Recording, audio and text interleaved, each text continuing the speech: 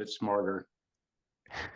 Yeah, that's such an important piece of this too, and it's something that I talk about a lot in feedback. So in talking with folks about, well, okay, let's assume that we have identified some degree of cognitive decline or some deficit, and unfortunately, none of us are getting any younger, right? So as we get older, and especially if we have some other comorbidity or some other medical issue or history of brain tumor or whatever the situation is, we want to look at how can we protect our brains? How can we keep our brains as healthy as possible for as long as possible?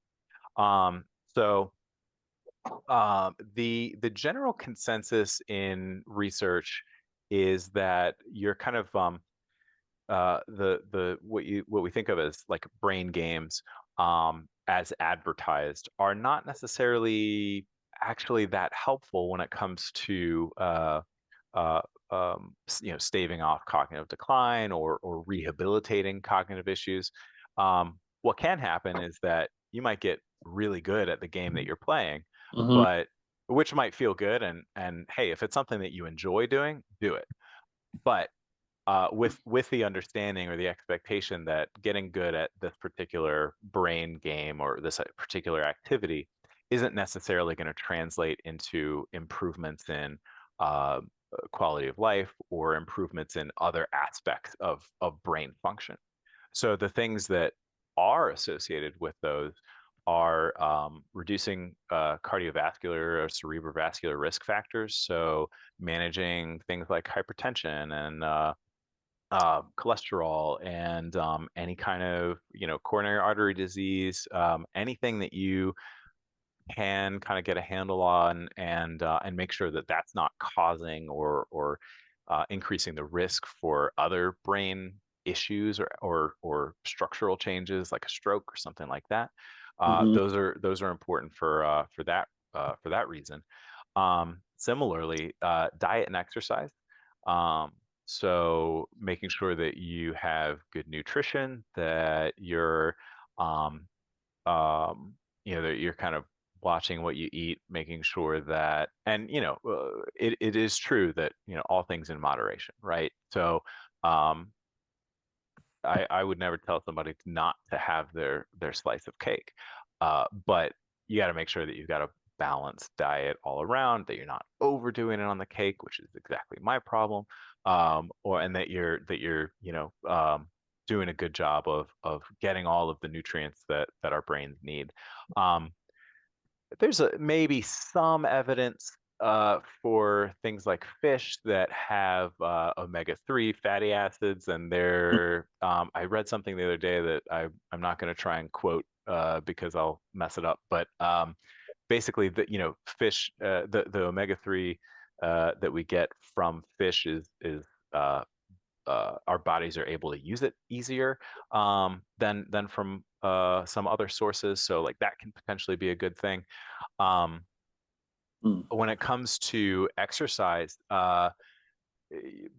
basically a little bit goes a long way. A little bit consistently goes a long way. So the more that you can continue to move, um, the better that it is. If you think about the kind of the physical health and brain health, the one of the most important things to keep in, or one of the easiest things to keep in mind, is that if it's good for your body, it's good for your brain. Um, what was I going to say? Actually kind of related to that, for some folks who do have maybe a cognitive an area of cognitive weaknesses or cognitive impairments of some kind, a lot of times folks may benefit from some cognitive rehabilitation. So um, a lot of times neuro-trained speech therapists in particular will be able to uh, deliver cognitive rehabilitation intervention. So, working on specific strategies for your specific situation to improve your functioning in um, in daily activities. Um, so the um, uh, Oh, actually, yeah, there's a good comment about vitamin B levels as well. Yeah, so again, kind of going back to nutritional levels, um, and making sure that those basic lab values are roughly within normal. That kind of could fall under the reversible causes of cognitive problems like thyroid dysfunction, those sort of vitamin B levels, other metabolic disturbances or issues can lead to cognitive problems as well.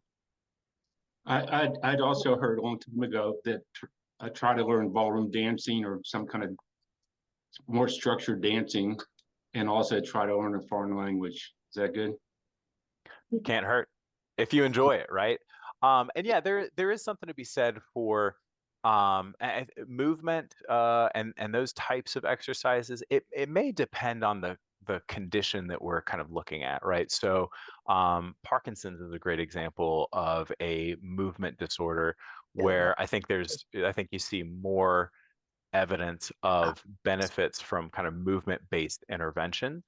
But at the end of the day, something like ballroom dancing, if we think about, well, what are the brain functions involved in that?